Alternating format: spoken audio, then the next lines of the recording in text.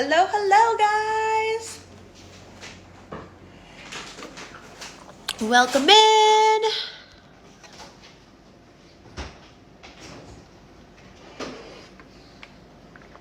Hey, sis. What's up? Oh, I love seeing you guys.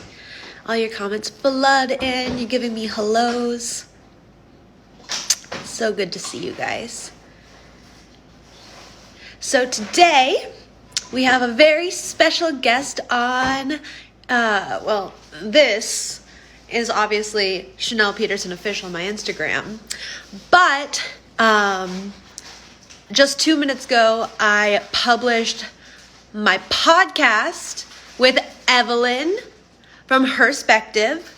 This girl is an intersectional feminist badass, and today I want to talk to her on the live about everything I didn't get to talk to her about in the podcast. So you get a nice little, you get to know Evelyn in this live stream, and we get to talk about things that will kind of supplement your understanding from what we talked about in the podcast. So very, very, very excited. This girl went from 0 to 400,000 TikTok followers on TikTok, talking about intersectional feminism. Like, that is so impressive. Let's see if she's here and we can add her.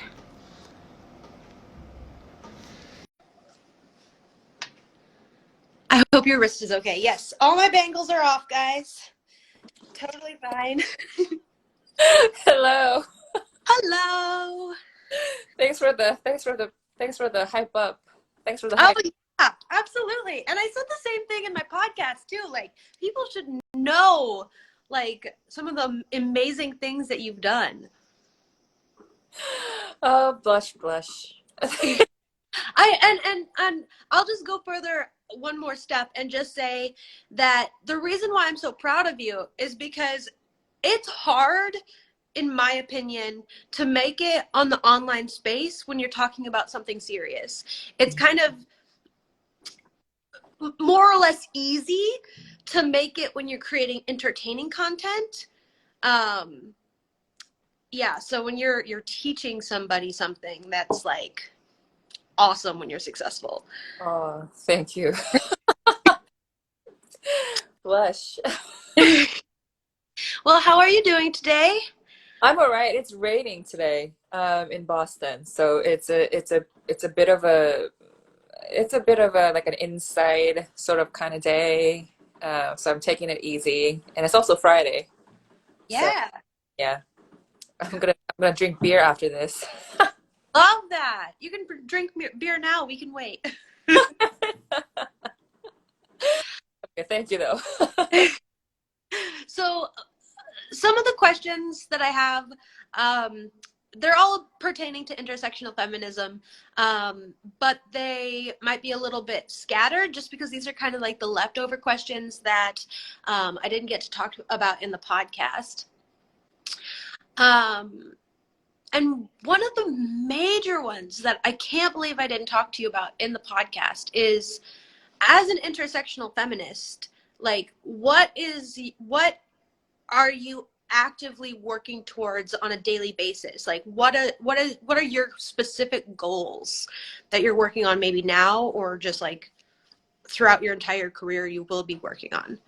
Yeah, I mean, intersectional feminism is about smashing the patriarchy, but I think people's understanding just stops there. And that's problematic because smashing patriarchy involves destruction of what we already have. If there is destruction, there has to be a restoration, there has to be a rebuilding of community, and that's what we're focused on, right? So as an intersectional feminist, I want to smash the patriarchy, but I'm also committed to rebuilding a community and redesigning a community and restructuring a community in a way that is inclusive and accepting and loving of people, of all people. So that is sort of, so it's really transforming the way people understand each other, interact with each other, and treat each other. So it's transforming the way that men and women interact and treat each other.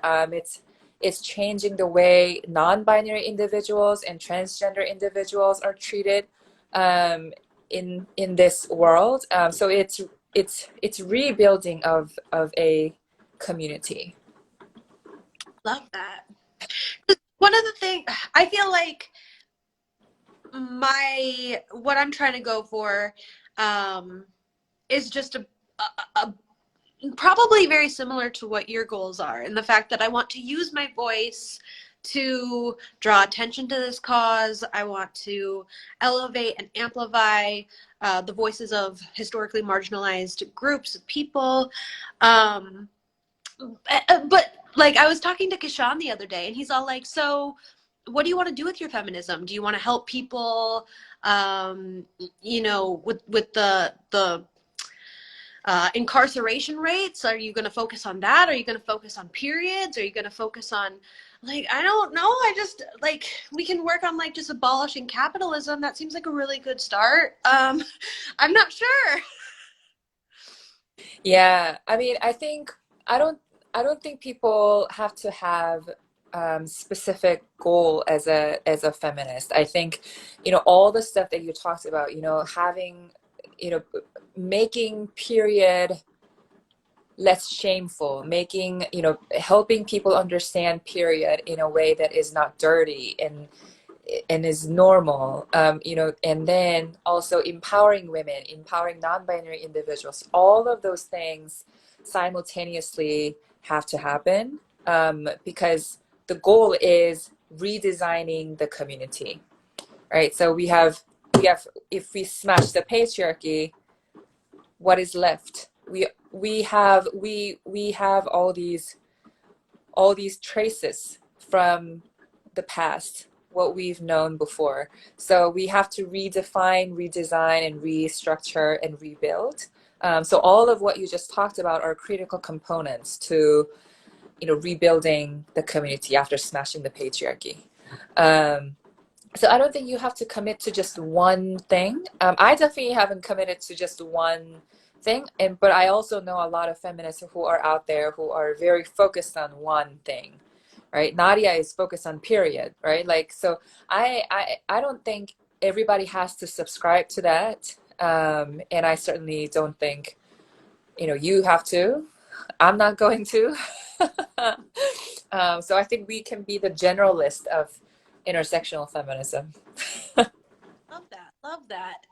And I know that more as I do more research, as I talk to more people, like my path and where I want to go, I think will become more clear. Yeah.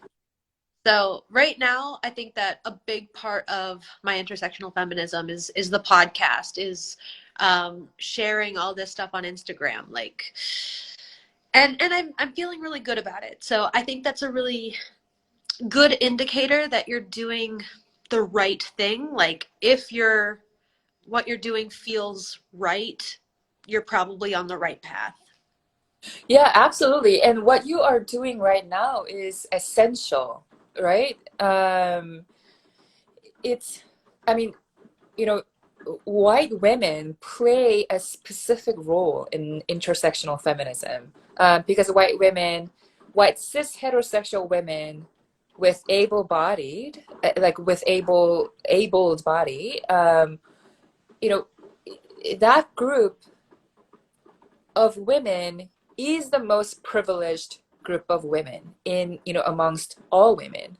So whenever, you know, it's sort of, um, whenever I see a white woman fulfilling her duty and fulfilling her obligation to uplift, defend, shield, and amplify women of color, and people of color, that's that's important, right? Especially because, you know, 55% of white women voted for Trump 4 years ago, right? I don't know, it's 5 years ago now. And the truth of reality is white women listen to each other. They do not listen to women of color. They don't look at people of color the way they look at each other. So when a white woman who is using her privilege and social power to defend and shield and advocate for and amplify women of color and people of color, that's incredibly important, right? So it makes sense to me that you are focused on that, you know, as a starter, or for now, and I think you should fully honor that, because that is a tremendous role that you are playing. It's adding to us, right? So I want to fully honor that. I don't know if That, that, but that's helpful. That's so awesome. Like, guys, something that you might not know is the podcast that just went live with Evelyn. You can check it out at Empress Podcast on Spotify, Apple Podcasts, Google Podcasts, wherever you listen to your podcasts. But what you don't know is that after we did that interview, she did like a mini spiritual coaching session about talking about like my what was the word, internalized misogyny, and that was so helpful. Do you want to talk a little bit about those classes that, or the coaching sessions that you do, because they're helpful? I'm glad. I mean, yeah, I think women and men. I mean, I've I've helped people across gender and across sexual orientation, and everyone struggles with something, and it's, I mean, but it's like you have to know where your struggles are coming from, and once you find that your struggles really internally have nothing to do with you, but it has to do with the system, what was taught to you, what was programmed, what was injected into you, and what you were taught, and what you thought were normal behaviors, and what you were thought was, to be behaviors that you need to emulate. You sort of realize, like, oh, wait a minute, I'm fundamentally like a really good, awesome human being. It's the system that's crazy, right?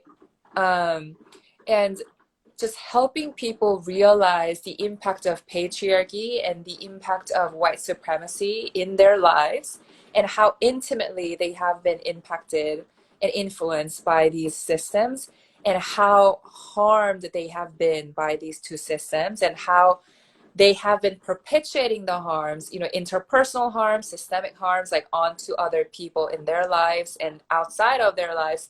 That has been sort of, that's what happens in the sessions with me. And uh, I mean, I'm glad to I've always been glad to hear from people that my sessions help and are useful, because I want to help them be liberated from the chains of patriarchy and white supremacy that they have, that have been, they, that have been shackling them, from being their authentic selves, being, loving other people and accepting of other people and accepting of who they are. Um, so yeah, I mean, I'm really glad to hear that you found it useful. Absolutely. And it started me down a rabbit hole of like Googling how does internalized misogyny manifest. And like, I always thought that internalized misogyny was like slut shaming, victim shaming, and it can be those things, but like it also it manifests mostly in my life by like these just unrealistic dehumanizing standards that we talked about. and like I have to know all the things, say all the things perfectly. Like I have one shot to get it right, and if I don't get it right, like I'm canceled, I'm done, I've lost all credibility. Like there's no room for me to be a human in those expectations. Yeah, I mean, but also we have to remember that patriarchy, so patriarchy dehumanizes. That's all it does. That's its nature. And how it dehumanizes us is it asks us to perform and not connect. So it's so men are asked to perform sexually, financially. Men have all these jobs, right, that they have to fulfill. That's why there's a men's rights activist group. It's, they are in pain because look how much pressure that this is a lot of pressure on a one person, right? Same with women. Patriarchy asks women to perform and not to connect with other people, right? So we have to put on makeup, we have to put on a cute dress or sexy dress, or we have to be modest, we have to, so we have all these guidelines that we have to meet to perform, to show up as an individual that meets a certain criteria. So we're never, number one, we are never showing up as ourselves. If and that automatically prohibits us to connect with other individuals authentically, because we're not even showing up as an authentic person, right? So our connections are never genuine or rarely genuine, because the other person also has that, pressure to perform and show up in a way that is normal and that is acceptable. So there is this barrier. And so in this barrier, if we don't smash the patriarchy, this barrier is always going to be there, right? So that's what I'm saying. The community we have right now, we don't even have a community. We just have a bunch of human beings running around, being pressured, being stressed out, right? With all this internalized misogyny, all this internalized self-hate. And then this is not a community. This is not what community looks like, right? So we have to be able to, make connections based on authenticity and vulnerability, openness, honesty. And all of this, that is not possible if we don't unlearn all these patriarchal ways of behaving and treating each other, that's what sort of, my session with you has done. So my focus as an intersectional feminist is to make sure that people feel empowered to liberate themselves from all these chains. Like, imagine a community where all you have to do is to just be yourself and show up. That's all. You don't have to say anything, right? There is nothing more you have to do. You just have to be yourself. And, knowing that everyone is going to accept you and love you and support you and empower you and protect you. That's the world I think every human deserves. And I think that is a world that has been taken away from us through white patriarchy. So that is the essence of what my sessions do with people. And I really want people's liberation, right? And that goes for all genders. I want it for men, I want it for women. I mean, men, whoever says that men do not struggle in patriarchy, like, I don't know how anyone can think that. Why would there be a men's rights activist group if men are not struggling, right? Like, so, and just take a look at men's rights activists, and I know they're painful to sort of watch, because it's a group of anger and resentments and hurt, and so it doesn't have a lot of like good energy, at least for me. So I know it's difficult to watch, but if you actually look at their materials, they're essentially saying the same thing: liberate us. That's their message. So we want that. We want that for men. We want that for women. We want that for transgender individuals. We want that for non-binary individuals. that's our commitment as intersectional feminists. That was a long rant. Thank you for coming to my TED Talk. Oh, I'll go all your TED Talks. Absolutely. I feel it. And we can see how you know, not even like the extreme like men's right activists, like just even like in my partner Kishan, like he has trouble showing emotion. He and it's not just like the sad emotion. I also find that whenever I show anger, he kind of like shuts down, like he's been programmed not to want to process anger properly, you know what I'm saying? Um yeah. And so I think that it's quite white supremacy, patriarchy is just so widespread. And one of the questions I have is like, how did that happen?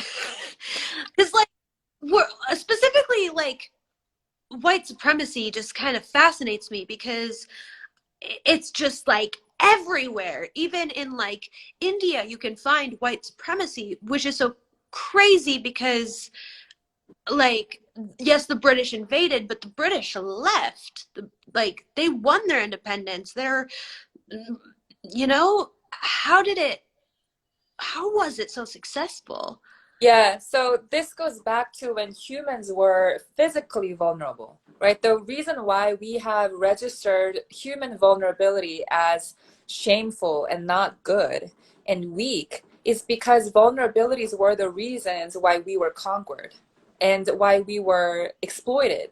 So it was all colonization. You know, back then, armors, like, right, like the how big your army is, how big your navy is, and how, you know, how strong your knives are and how sharp your knives are. You know, those are the things that determine who gets to be successful and who gets to win. So, you know, back then, people who were physically vulnerable couldn't survive, and they were abused and they were exploited upon. So that mindset carried on. That was a legacy of colonizations like around the world. What we and humans evolved with that mindset, and it and now it's long past due that that mindset belongs to the past, because now then, okay, so let's say that we want to engage in more wars, like we want to have more guns. We like, where is this, where is this going? We have a nature that is deteriorating because of that mindset. We have we have nuclear wars. Like, this can actually, if we push a button, if humans decide to push a button all because we want to win, this can this can blow up an entire planet, right? We have come to a point where it's dangerous for us to live in that mindset, live with that mindset.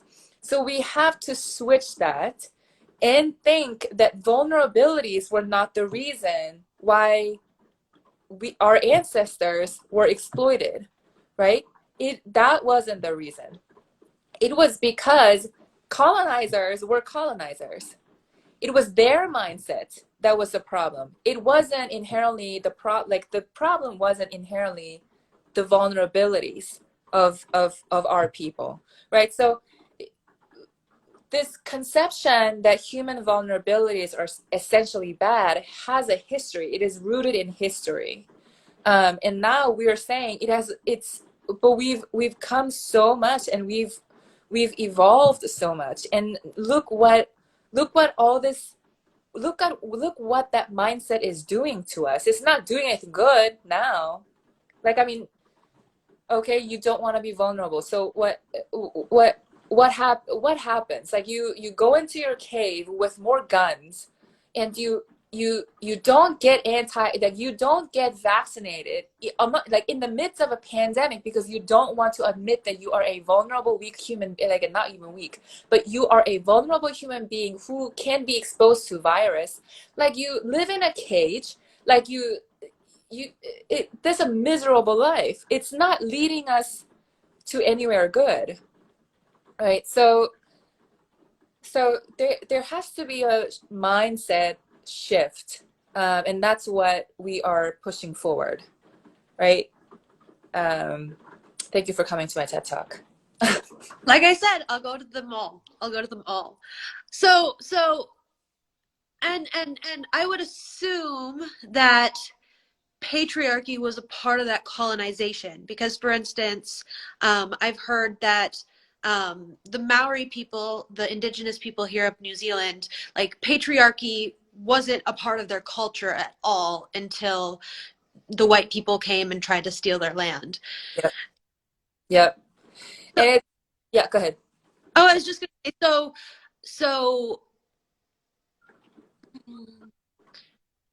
so the colonization, like, their main what no, you just go, you talk to me about how patriarchy was part of the colonization. I mean, so my biggest problem with patriarchy is with the whole hunter gatherer, era.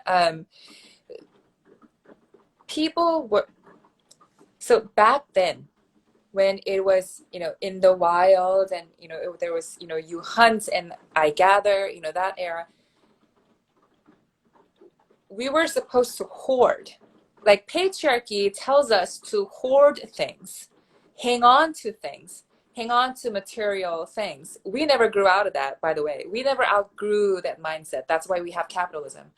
It's because, you're told to acquire things. You're told not to connect with people. You're told to acquire things, and that was once a significant that was once, your way of survival, right? So you have to have had you have to have food to survive, and you have to hoard things to, so you can survive.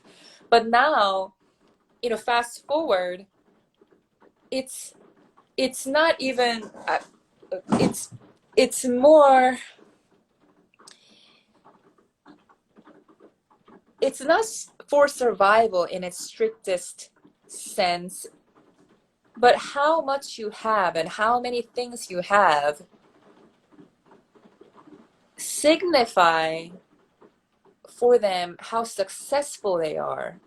And so many people attach their self-esteem to their success, to their external success.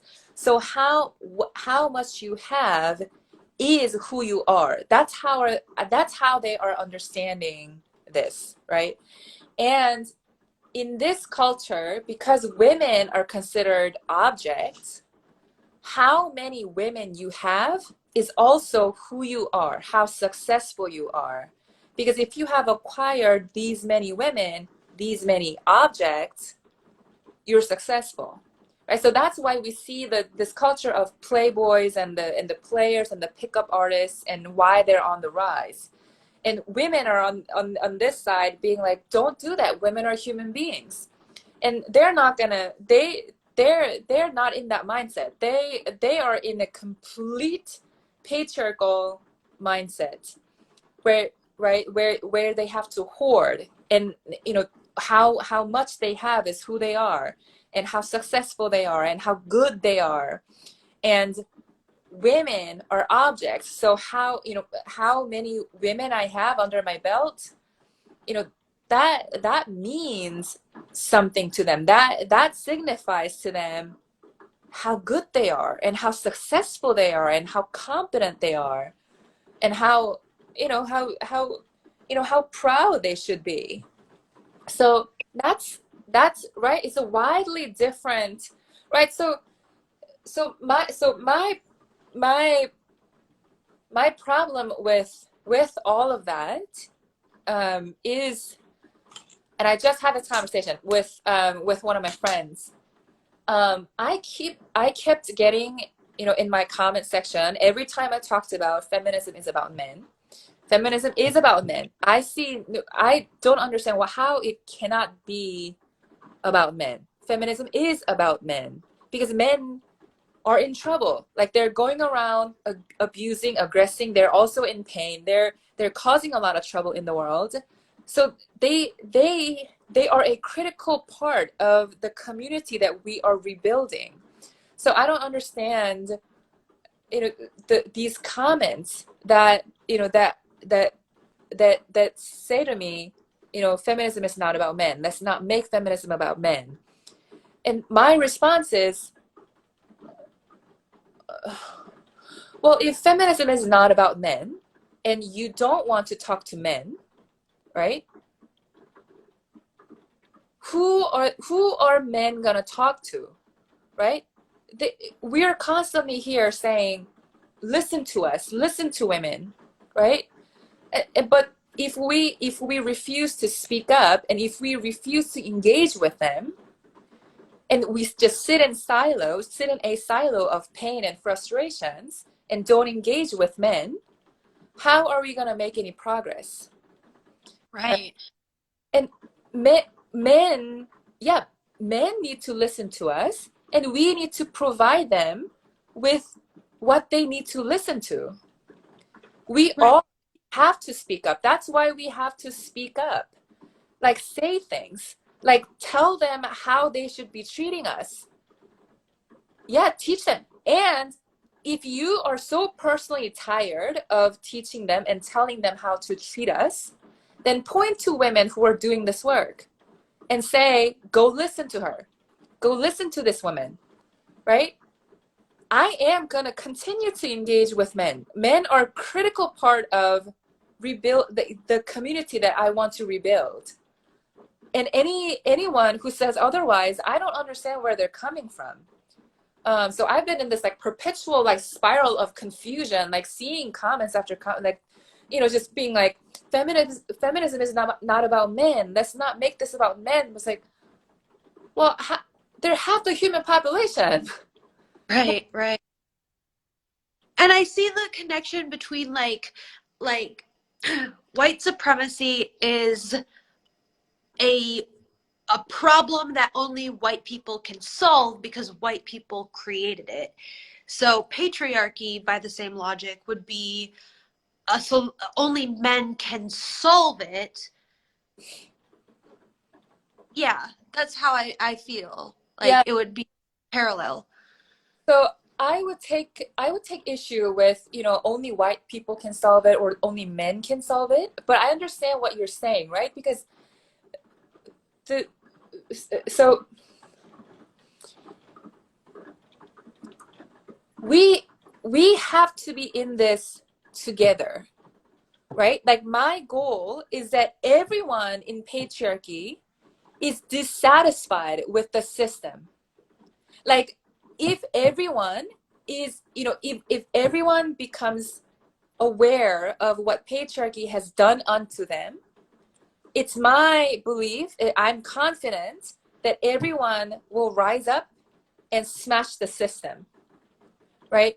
And in that, there's no difference between men and women because everybody was impacted by patriarchy. So for me, it's okay, you're a man, you were impacted differently by patriarchy than how women were impacted, but you were also harmed. So let's come together and smash this thing for once, for once and for all. Like let's not live under this status quo. It's who is happy here, right? Like, so this identity politics of only white people can, only men can smash these things. I understand what that's saying because that's essentially saying that these are the oppressors. So the burden is on the oppressors to smash these systems because they ultimately have the power that we do not have. So I understand that. But for me, this is about this is about overhauling the system that we have. And for that to happen, we need to band together. Women need men, men need women. Like that's why stop this discussion about like men cannot be feminist.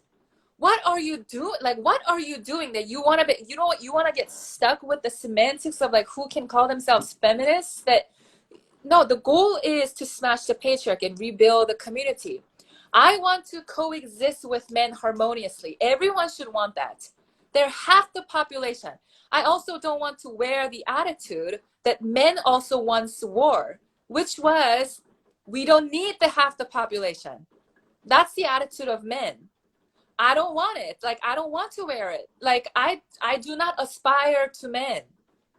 I aspire to women role models, like who've come before me. And I don't, this, you know, oh, the half the population's like, just, you know, they're objects. We don't need them. Like, that is not the attitude that I subscribe to. And I think that is destructive. And I think that's also patriarchal. So men really need to listen. Like, men need to get it together and listen. That's their role. And women, we need to provide them with what they need to listen to. We need to guide them because they're confused. They're so confused that they're only talking to each other about how to treat us. That's confusion. Like, right? Think of children. Like, when they're so confused, but where they're so terrified of consequences and shit, like, you know, they don't talk to teachers. They don't talk to parents. They talk to each other. Oh my God, what should we do? What should we do? And that's exactly what's going on with them. So if we don't intervene and say, no, like, snap out of it. Like, this is what you need to listen to. Women, you treat women X, Y, and Z. You look at women A, B, and C. If we don't do this, they're gonna continue to sit in a silo, and they're gonna continue to talk to each other and not us. And this is gonna continue. And nobody wants this. Like, nobody should be vouching for this, right? Like, because what is the end goal? So pain vomiting is not okay, really. Like, this, the women who I see online, like, who casually comment on my stuff, being like, no, feminism is not about men. There's no space in feminism for men. Like, oh, like, but okay, so then what is your vision, right? Like, I really cannot understand. I don't subscribe to. And to me, that feels like pain vomiting, right? Like, so it's like it's wanting to sit in a silo of pain and frustrations and anger, and there is a place for that. But for me, my page and the work that I'm doing is not about that. I really want to make progress towards liberation of all people in patriarchy, and I'm serious about it. Like, I don't, right? So there are places, there are spaces, there are safe spaces where these women can go and do that, and that is necessary. Like, you know, to talk to each other about their pain and frustrations and all these emotions that need to be surfaced, because that's part of healing. That all needs to be surfaced in a way that is, you know, in a way that is authentic and healthy. But that is just, you know, once that happens on my page in a form of harassment and abuse and like mean comments, right? Like, you oughta like stop yourself and be like, nah, like, this is not appropriate. Like, I need to find safe spaces for this, right? I don't know how we got here, but thank you for coming. Three of them, guys. You're getting a steal. Like, the tickets for this TED Talk were free. Okay, so my final question. We talked a little bit about like the past. We talked about men's role in this, and I would love to finish this up with talking about like what is the future of feminism, and you can answer this however you want. But something that I find really, really fascinating is how you talk about how like non-binary and trans people are the biggest threats to the patriarchy. Yeah. So that sounds like, yeah, maybe go down that route. Oh yeah, like, if non-binary individuals and transgender people, if they take the center stage of everything, we don't even have to have this conversation about, how men and women are going to get along. Like that's just going to solve itself. Non-binary individuals and transgender individuals go against one of the fundamental tenets of patriarchy, which is that their gender is not fluid. And because gender is the excuse of patriarchy. That's it's the excuse that patriarchy uses to burden us with pressure to perform, right? So that's why we have gender roles. So women, to perform, we show up with, like we shave, and we go on these really unhealthy diets, trying to fit ourselves into these skinny jeans and all these things. And men, they work and they try to get promoted, like they try to do body count, they try to rack up body counts, like all these different things. So non-binary individuals and transgender people, like, they can float, right? They don't have to conform to this. They're the only individuals who do not conform to this, who reject to conform to this, truly, just by their existence. Women and men, like, at the end of the day, we exist in the body of women and men. So, right, like, we can try as hard as we can to break out of these gender roles and these guidelines of performance. But non-binary individuals, they just have to exist.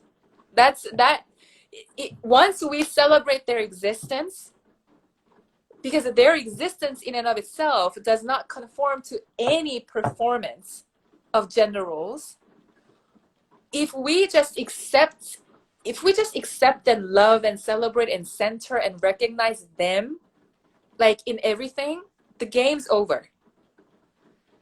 That's their role. They're the most direct threat to patriarchy.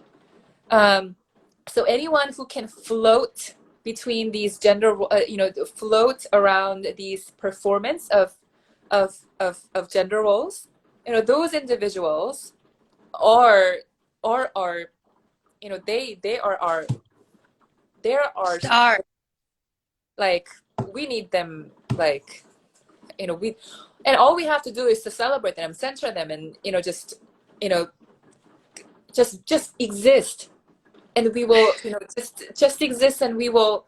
That's why it's so important to protect them, right? Like, they're seriously, they don't even have to do anything, they just have to exist, and that alone is a threat to patriarchy. So that's why without the fierce commitment to include transgender individuals and non-binary individuals, intersectional feminism is not intersectional feminism.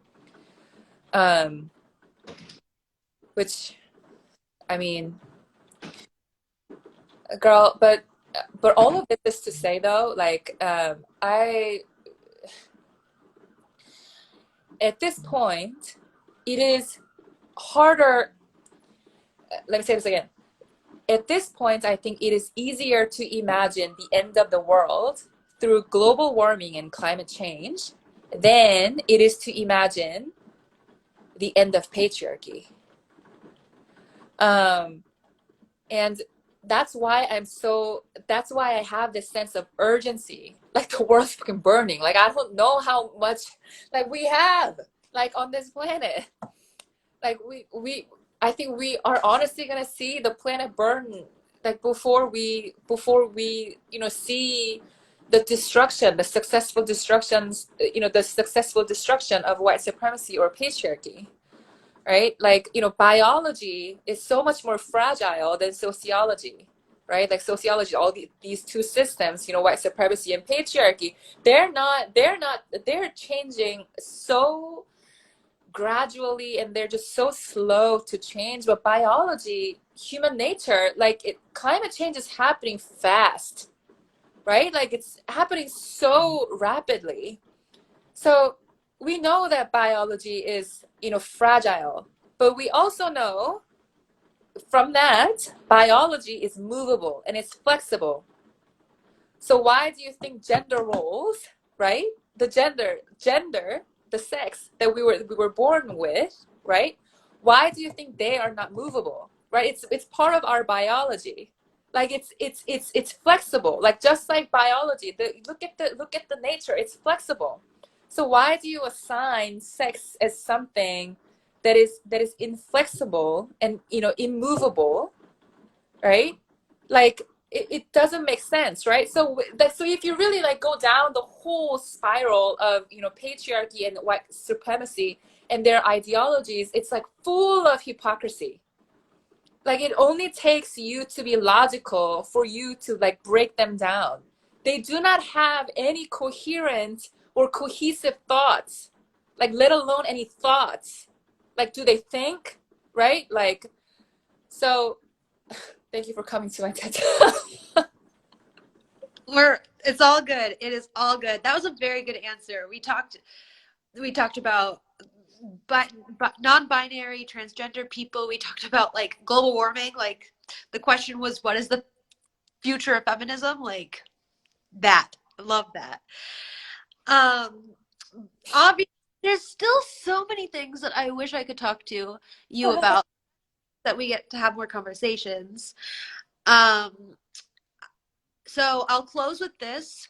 The 52 of you that are still watching, listen up. This is not the time to exit out. This is the time to get more goodies. So Evelyn has a website.